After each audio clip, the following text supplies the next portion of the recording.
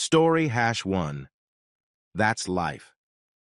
Maddie, honey, I'm your best friend. I love you to death, but I think you're crazy if you want to cheat on him. Jackson is the sweetest man I know. Laurel Richland was clearly annoyed. Damn it, Lori, if you would just listen to me for a minute. For her part, Maddie was frustrated that Lori couldn't see how this would strengthen her and Jack's marriage. And the best part was that if her plan worked, Jack would be so fat, dumb, and happy that he wouldn't pester her about having kids anymore. Madison Meridian didn't want kids, and her husband desperately did.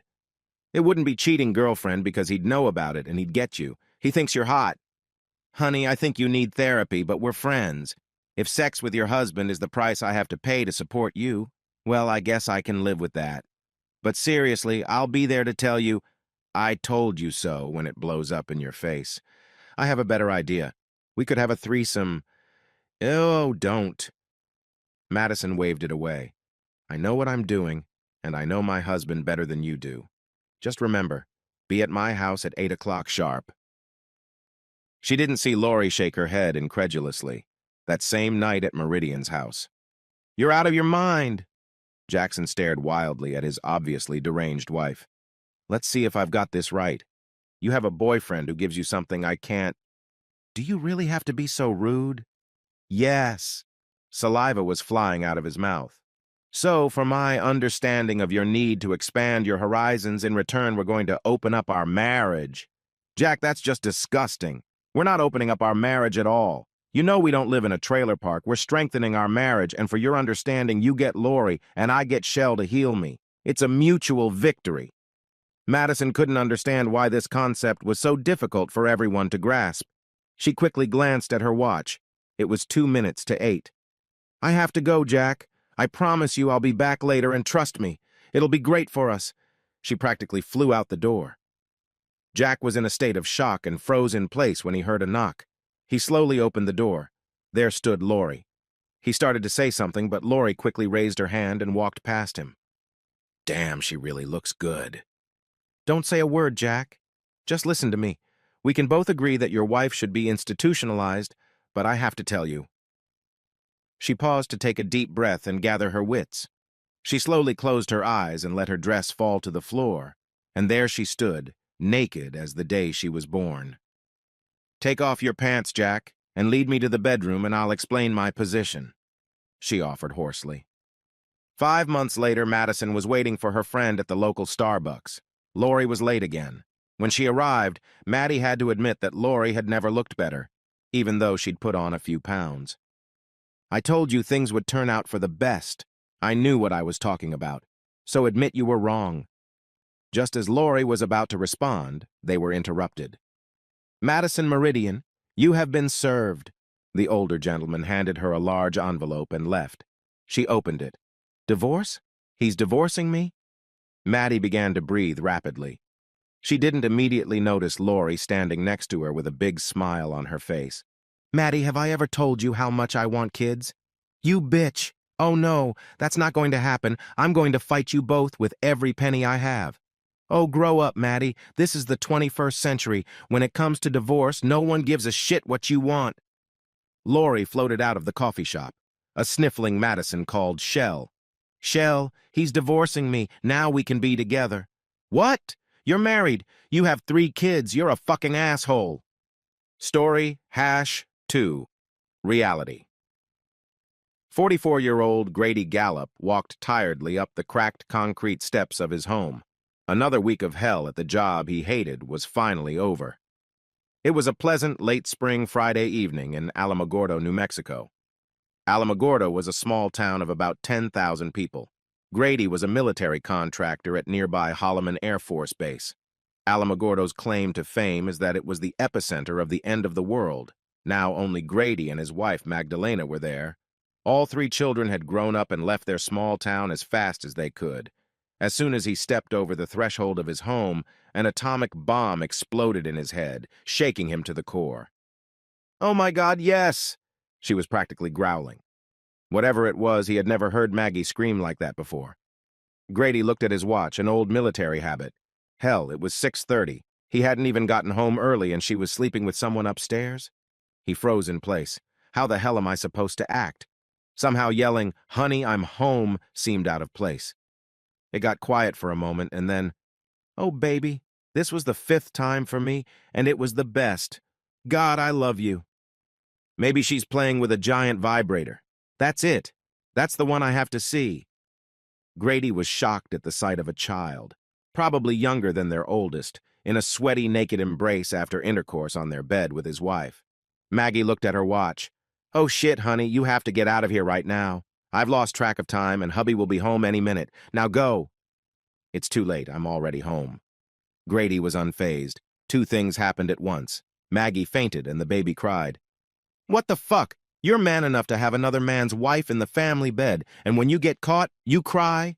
Today's younger generation is a waste of time." "Just leave, son, now. Wait, how old are you anyway?" 19, sir." Grady just shook his head and sighed. "Anyway, thank goodness for that at least." "Go on." He pointed to the door. The guy grabbed his clothes and was gone in a flash. Grady went downstairs, grabbed a beer, and sipped it slowly at the kitchen table, waiting for his wife to come to her senses. 10 minutes later, his wife, dressed only in a robe, sat down next to him. She gently held out her hand. "Grady, honey, I'm sorry you saw that." "But you don't regret fucking him?" "Why, Maggie?" "Look, honey, it doesn't mean anything, baby. All he's got is that he works for hours. It's just a purely physical thing, and we only do it once a week. He gets me where you can't. You understand, right? I love you to death, honey. Our family is the most important thing to me forever. Do you understand?" Grady stared at Maggie incomprehensibly. It was making her nervous. "Say something, baby."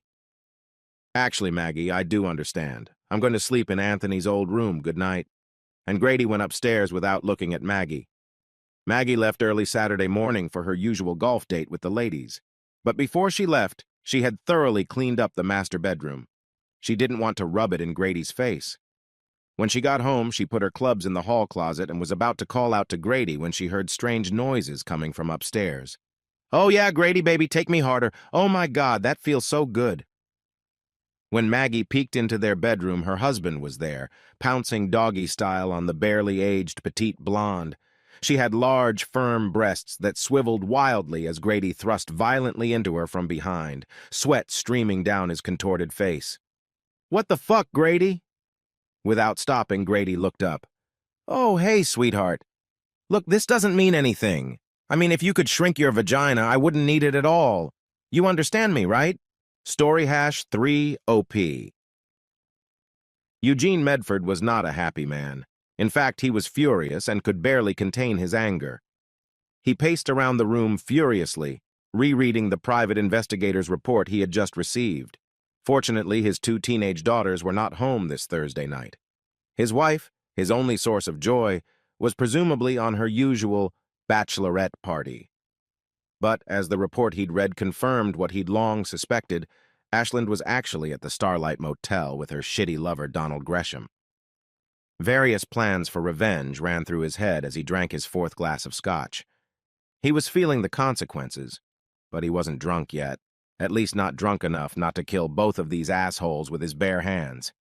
Emotion took over, and he threw his glass at the fireplace, the glass shattering into 1,000 shards. It sounded like a gunshot. Bastards! There was a knock on the door. It was actually a loud knock. "Police, open up!" Eugene was angry enough as it was, and he needed someone to vent his anger on, and the police would be a good target. Some traffic cop wrote him a ticket tonight right around the corner of his house. He claimed that Eugene had failed to come to a complete stop. "This is just what I need." He walked over, swung open the front door, and was about ready to tell those cops everything on his mind when he realized he was looking at 3 barrels pointed straight at his heart. What the hell does that mean? Oh, shit. The next thing Eugene realized was that he was lying on the floor. "Let me up, you bastards. I didn't do anything." When the dust settled, he was sitting on the couch rubbing his sore wrists, but the officers apologized for their actions because they thought they heard a gunshot. There were 2 men in uniform, and Detective Sergeant Mitchell Springfield in his old, crumpled polyester suit that he had apparently bought at 3-day suits. "Mr. Medford, do you know Donald Gresham?" "Yeah, he's a piece of shit who has my wife." Detective Springfield was surprised that Medford admitted to knowing Gresham. Well, Mr. Gresham was killed about an hour ago, leaving a motel room with your wife. Too bad. I thought only the good ones died young. Did whoever did this kill my wife, too? Please tell me the answer is yes. Eugene smiled at the detective.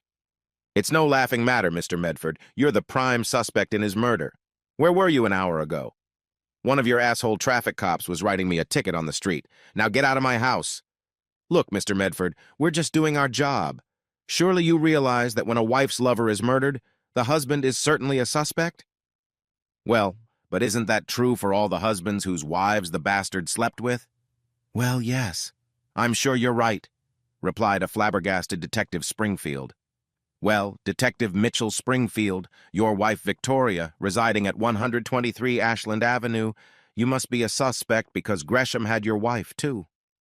Eugene tossed a photograph that clearly showed Springfield's wife sleeping with Gresham in a bed that the detective thought was his exclusive. Springfield stared at the photograph, turned green, and vomited right onto the carpet in Eugene's living room. He slumped to the floor in a daze. The two uniformed police officers didn't know what to do and just stood there with their mouths open in shock. By the way, where is my loving wife? Springfield didn't react. One of the policemen spoke up. She's in our patrol car, waiting to get some of her things safely away.